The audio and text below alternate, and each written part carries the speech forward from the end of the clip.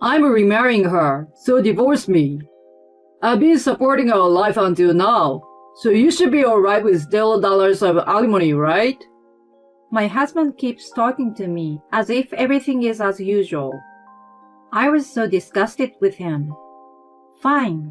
In return, he accepted my suggestion without any hesitation. But he seems to not know that he's the one who loses. My name is Leah. I'm a 38-year-old housewife. My husband Sam and I have been married for 10 years. We first met at our workplace. We both knew each other as colleagues working for the same company. We were working on a project together, and as we worked more and more on the same team, we naturally got closer. We started going out for drinks, and then started dating. After about a year and a half of dating, he proposed to me, and we got married. He told me that once we were married, he wanted me to be a stay-at-home wife. I loved my job, but I also wanted to experience being a housewife, so I decided to leave my job for good. At the wedding, many people, including friends and people at work, congratulated me, and I was able to have a very happy ceremony. My newlywed life with my husband was very enjoyable, and I worked hard at housework every day to be a good wife. I bought cookbooks, cooked many dishes, and improved my skills. My husband seemed always to be happy and said how delicious my food tasted. And he worked very hard at his job. When we were both working, I was paid a little more than he was. But now he brings in the same amount of money as I did back then. So I decided to save money as a housewife. I looked up a lot of money-saving techniques on the internet and YouTube and referred to them. I cut fixed costs as much as I could and kept food expenses at a reasonable level.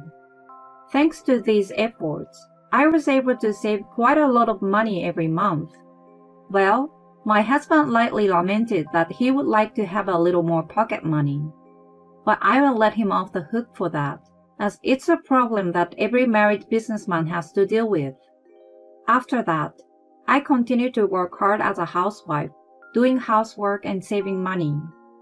I think a big part of the reason I was able to do so well was that my husband regularly praised me for my efforts. Thank you for always working so hard to take care of the household. I can focus on my work with peace of mind. He thanked me by saying that. When he said that to me, it made me happy and makes me want to work even harder. Even after a few years of marriage, I was still able to lead a peaceful and happy married life. Then, my husband suggested that we buy a house. The room we are living in now is not so inconvenient, but it is a little bit too small for two people. I think it's time to move into a new house. I agree with my husband. The reason we had been saving so much money was to make a big purchase like this. I had always wanted a home of my own too. We decided to buy a house, and we immediately went to a real estate agent. And we looked at a lot of different properties. Among them, we came across a property that seems intuitively good. My husband wanted to buy a house with a large room of his own. And if the house is close to a train station, he said he would let me decide. That house already met my husband's requirements, so we decided immediately. We paid the down payment from the savings I had saved, and we took out the loan and moved right in. The life in the new house was comfortable and fresh. My husband and I were very happy, and I felt the same excitement as when we were newlyweds. When we first moved in, we had a lot of fun. We invited each other's friends and had home parties. We enjoyed our life in the new house. Of course, I have continued to save money since then, and I'm saving for the future. The monthly mortgage was just a little more than the rent we had been paying at our former house, so not much has changed in terms of what I do to save. Our lifestyle hasn't changed, but we could live in a comfortable and big house, So how could we not be happy? And so we had a harmonious married life. But there was one problem, that we still didn't have a baby. Neither my husband nor I were in any particular hurry to have children. We just waited for things to happen naturally, thinking that children are a gift from heaven. However, as expected, after about 5 years of marriage, I started to get impatient with the fact that we couldn't have children. We tried infertility treatment and fertility control, but it didn't seem to be working. So my husband and I took some tests. We found out that my husband was having difficulty having children. His sperm count was low. We were a little shocked. He apologized to me and said he was sorry. But that doesn't make me hate him. I don't have any regrets because we couldn't do it after all we did. From now on, let's have a happy life together as a couple. When I said that, my husband nodded his head and said thank you with tears in his eyes. From then on, we decided to live together as a couple. And now we were celebrating our 10th anniversary without any trouble. What should we do for our next wedding anniversary? Well, we could take a trip, go to a fancy restaurant, could do something a little extravagant. Or we could take the plunge and go on an overseas trip. We were having a good time talking about our anniversary like that. As a result, we decided to stay at a luxury hotel in the US. However, about a month before our anniversary, my husband apologetically told me that he had to go on a business trip and that he couldn't go on our anniversary trip. I see, but if it's a business trip, what can we do? I was sad, but our anniversary was on a weekday, so I couldn't force him to take a day off. My husband was promoted to section manager 5 years ago, and he's still working very hard. I hear his subordinates rely on him, so I can't force him to neglect his work. Even if we couldn't go on the day of our anniversary, I was hoping to go on a trip shortly. However, the booked hotel was so popular that it was already booked for this month.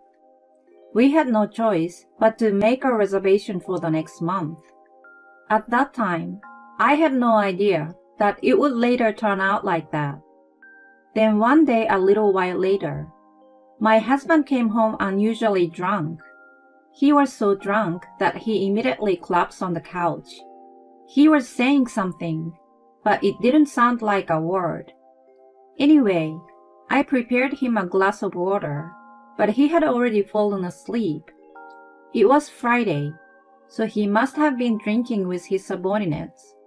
At that moment, his phone lit up and a message appeared on the screen. I had no intention of looking at it, but I saw a heart emoji in the message, so I couldn't help but I stared at it. There was a woman's name, Mary, in the message. The message was only partially visible, but the first sentence is, "I had a great time today," followed by a heart sign. What does this mean? Is my husband having an affair? My husband's phone is locked with a PIN code, so I can't open the message. I was all at once in a state of bewilderment, but I wanted to believe in what we had built together over the years, so I couldn't question my husband directly. Well, maybe I was a coward. Instead, I decided to ask a credit agency to investigate. The result of the investigation came out just as my husband was on a business trip. It was also the day of our 10th wedding anniversary. I didn't expect to be alone on this celebrating day. I never thought that I would be looking at the documents of my husband's infidelity investigation result. And when I saw the documents, I was astonished. My husband was having an affair, but it had already been a year. My husband had never shown any signs of such an affair, but he was having an affair with a woman I didn't know behind my back. He had betrayed me. This fact weighed heavily on me and shocked me. I had promised my husband that even if we could not have children, I would stay with him. But it wasn't the same for him. The other woman was a young female employee, 10 years younger than me. In short, he laid his hands on his subordinate. I couldn't believe it. My anger at my husband rose, and my love for him faded out completely. My husband told me he was on a business trip. Maybe he was on a fair trip with his lover. Come to think of it, my husband had made the reservation at the hotel by himself. If my husband is having an affair on our 10th wedding anniversary, it would suck. But since I'm not sure whether it's true, so it's useless to think about it. For now, I decided to prepare for a divorce. First, I need to find a job. It's been 10 years since I quit my job, so it's not going to be easy to get hired. So I decided to look for a job as soon as possible and go for an interview. I decided to move back to my parents' house once I got divorced, so I looked for a job in a place that was easy to commute from my parents' house. I found a small accounting firm that was looking for a part-time position. I had a bookkeeping degree, so I decided to apply. I applied online and was contacted immediately and asked for an interview the very next day. I hurriedly prepared my resume and went for the interview. The president of the company who interviewed me had a good impression of me and hired me. I was thankful that I got the job because it lessened my mental burden so much. I then packed my bags and was ready to leave home right away. And then, my husband came home after his business trip. But my husband was not alone. I caught a glimpse of a woman behind him. I had a bad feeling about this, but I kept me cool for now and asked my husband, "Who is this woman?" And then, my husband said this without hesitation. "She's my new wife." Huh? When my husband said this, the woman firmly showed her face to me. Ah! Her face was the same as that of the woman in the photo evidence sent to me by the agency. I couldn't believe that my husband brought his lover home. Both of them have suitcases in their hands. This means that my husband was not on a business trip, but on an adulterous trip after all. The adulterer stared at me with a triumphant look on her face. And then, my husband made a startling statement. "She's pregnant with my child." What? "I'm going to remarry her, and you're going to divorce me." What? What are you talking about? I was surprised that his lover was pregnant with my husband's child, but they thought that I'm shocked because my husband wants to divorce me. It means Sam was meant to be with me, not you. "Mary and I love each other. I'm sorry you are going through this, but you need to leave." I'm beyond angry. I'm appalled. So you're going to break up with me? I pretend to be shocked. But how could you afford to have an affair? With the allowance I was giving you, you couldn't have afforded that. Then, my husband made a surprising remark. "It's not like I was giving you my entire salary." Huh? When I didn't understand what he meant, the adulterer grinned and opened her mouth. In your mind, Sam may be a section chief, but actually he became our department head last year. So he gave you his salary as a section chief, and he kept the rest for the dating expenses with me. Oh no. The more I dig the hole, the more I would find out about my husband's behavior. I was ashamed that I swore to spend the rest of my life with this man. Firstly, my husband was a little bit reserved about telling me all of this, but when he was sure that I didn't talk back or got angry, he became brazen. "Well, as it turned out, Mary is pregnant with my child. I have to take responsibility, so forgive me. I've been supporting our lives, so of course I'm willing to pay zero alimony to you. You've had it easy as a housewife too." My husband said this without a hint of apology. I was so disgusted with him. Fine. In return, Can I have all the property divisions? The money we've saved during our marriage, the house, etc. When I said that, he just said yes. I don't think you could save that much with my salary as a section chief. And this house was not that expensive to begin with, so we can buy this much again soon. My husband readily accepted my request, but he still doesn't know which one of us will lose more from this divorce. I took the divorce papers he brought and signed them. Okay, I will file it myself. Okay. Thank God you're so understanding. I'm glad you were able to get a divorce so easily. The adulterer said that and tangled herself in my husband's arms as if to show me. But I no longer felt any regret at the sight of such a thing, because I was certainly getting more out of the divorce than he was. My husband immediately packed up his belongings and left the house with the adulterer. After that, I filed for divorce and completed all the procedures for dividing the property and the name change of the house. I became a stranger to my husband. A month later, I received a phone call from my ex-husband out of the blue. Hey, what are you doing? What do you mean? You call me out of the blue and yell at me? You're kidding me. You told my company about my affair? I got a barrage of criticism from upper management and my co-workers, and I was demoted from my current position and got transferred to a regional department. Oops, but I didn't tell the company about it. The company you work for is also my former employer, and some of the employees are still good friends of mine. I'm sure it's because I talked to them about us. Oh no, you're a bad judge of character. Just because your life is miserable, you don't need to make mine miserable too. And why aren't you at that house? When I visited you earlier, I was surprised to see a stranger there. Yeah, because I sold the house. Sold? Why would you waste like that? You probably didn't know. I happened to have information that the land price in that area was going up. So I was able to sell it for a lot more than we paid for it. Eh? Really? And when you said earlier that my life would be miserable, you were wrong.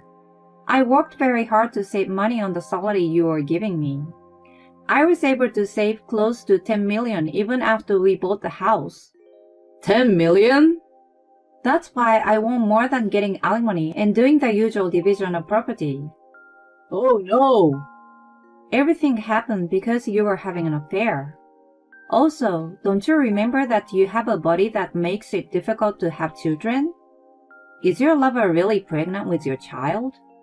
Oh. My ex-husband seems to have forgotten about it because we found out about it so long ago. Wait, Mary is meeting another man? I don't know, but why don't you look into it? Anyway, I don't want you to get involved with me anymore. If you ever show up in front of me again, I will call the police. With that, I hung up the phone and blocked my ex-husband's number. Later, I heard from my ex-coworker. The baby Sam's lover is pregnant with was in fact not his child. Sam got angry that he was deceived and broke up with his lover. But he lost a lot. He can no longer get promoted at the work. And we could have used the savings I did for us together, but he ruined it himself. Now he's working in a local department where he doesn't know anyone. On the other hand, I'm living at home with my parents for the first time in a long time. I'm working hard at the accounting firm. I'm going to invest a large amount of money I've earned this time to further increase my assets. And I will study more and more about my job, and in the near future, I hope to be hired as a full-time employee. As for my love life, I will take my time and hope to meet the right person. For now, I'm going to focus on work and family time. Even though she knew her husband couldn't have a child, she decided to stay with him. So it sucks that he betrayed her. I think she deserved to get all of the savings, her house, everything. That's how much she supported her shitty husband. And from now on, Her main focus should be on enriching her own life. I hope she will have a happy life.